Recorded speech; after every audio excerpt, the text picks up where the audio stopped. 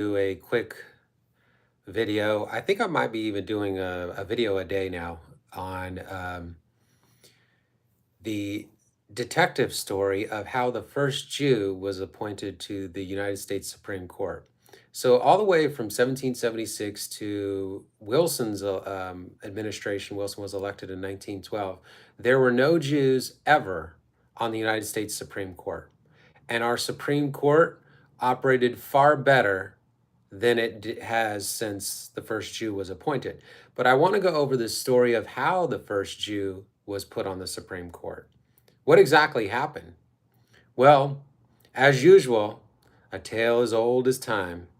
A man is compromised by his uncontrolled weaknesses. One of history's greatest books, which I think should be taught in every school in America, every junior high and high school should teach it, is the Iliad and the Odyssey. And it's all about one man who could not control his lusts. Paris wanted the most beautiful woman in the world. And so when he found out that she was married, Helen of Troy, he and the Trojans went and abducted her. Now, as soon as he found out she was married, he just said, told Aphrodite, who had promised him the most beautiful woman, well, I don't want that, I'll find another one. But no, that's not what he did. And that started the Trojan War, which ended with the destruction of Troy. And people think this is mythology. It's actually not. It actually did happen. They've uncovered the ruins of Troy. I think it's in modern day Turkey. Well, Wilson went down the same path. Wilson had an adulterous relationship, and the woman wanted, I want to say, $40,000. So if there's any group that is good about finding out about sexual intrigues, it is the Jews. And so it was true in this case. Louis Untermeyer, who was a Rothschild associate, a lawyer, known for many other things besides this. He was also, in 1933, when worldwide Jewry declared war on Germany, it was Samuel Untermeyer who was doing that. It was in headlines around America and the world, including in the New York Times, I believe. So anyways, Untermeyer comes to Wilson and it says, hey, we found out that you were in an affair and the woman is asking for $40,000. Wilson's like, well, I don't have $40,000. I don't know what to say. Untermeyer says, well, this could be very bad because if the media finds out about that, that is the end of your presidency. Wilson says, oh my, is there anything you could do to help me? Untermeyer says, well, yeah, there actually is something we could do for you. I'll tell you what, if the next Supreme Court opening happens, you let us appoint the next Supreme Court nominee, and in return, we will give the woman $40,000.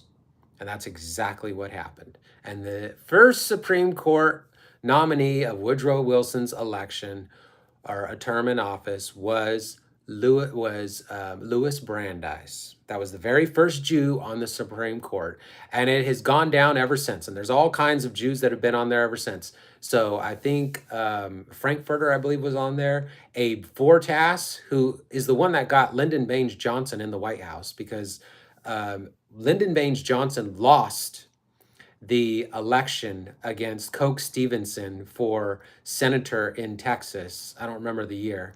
And he lost, and there was vote fraud that took place. And Coke Stevenson, who he ran up against, who was a really good politician, a very virtuous and wise man, he should have won that Senate seat for Texas. Well, according to Robert Caro, who's Jewish and who's Lyndon Baines Johnson's own biographer, Abe Fortas, who's a Jew, is the one that was instrumental in overturning the appeals against that election fraud case for Lyndon Baines Johnson, allowing Johnson to get into the Senate, to get into governorship, or just the governing of America. And from there, from the Senate, it was a short leap over to the vice presidency. And from there, when Kennedy was killed, Lyndon Baines Johnson was now in the White House. So when you uncover the just the dirty, rotten trail that it takes to get our leaders into office, it's a truly terrible trail to follow. But, and not only Fortas, you have Breyer, just retired or died, I don't remember which, Ginsburg, Kagan's on there now. The place is packed with Jews. They are vastly disproportionate. They only make up 2% of the American population. How do they have like 3 to 4 justices on the United States Supreme Court at one time? That is insane, but we never hear from the Jewish media that they have disproportionate power. Never. The Jews are always the biggest victims. Whites are always the greatest oppressors. That is the narrative that they follow. And I wanted to end too on reiterating what I just talked about yesterday. I visited Jekyll Island, Georgia, and I was stunned. I went to the visitors gift shop and I saw there that they had Creature from Jekyll Island. The book was actually there, and that was amazing. In that book, everybody in America should read that book. It doesn't even talk about the Jew question, but it goes over the history of the Federal Reserve, and it's very credible, very well documented, very well researched.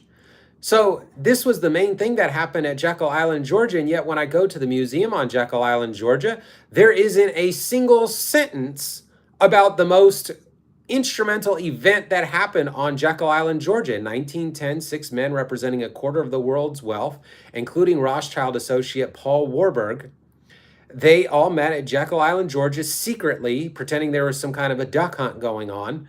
One of the men was J.P. Morgan, who was another Rothschild front. He was his lieutenant. So these 6 men cook up the details for the Aldrich Plan, and eventually it becomes the Federal Reserve. Wilson's elected in 1912, 1913, the Federal Reserve income tax and direct election of senators, which is the 17th Amendment, was put in place. And then just following that, 1914, World War I breaks out, and this world has never been the same. And it all started because of an event that took place there. And instead of talking about how the Jews basically took over America's money, that's not in that museum. Just goes to show that the victors get to tell about history. So what is in the museum is White Man Bad, how the whites stole the Indians' land, and how this ship, I want to say it's the Wonder, landed with like 500 slaves, and oh, so terrible. And White Man Bad because of slavery, and how, segregation was terrible, and it was here, and it's such a terrible and horrifying thing. So they put the spotlight always on their enemies, making them look as bad as they can, while they cleverly hide the deception that they are up to. And if this does not anger you as a man, something is wrong with you. You should be angry about this, and you should be speaking out about it, because the longer you wait to speak out about it, mercy to the guilty is cruelty to the innocent. There are more and more people being harmed and damaged right now because of the failure of men to speak out what is clearly wrong and which is clearly dangerous to the future of this country. Thank you.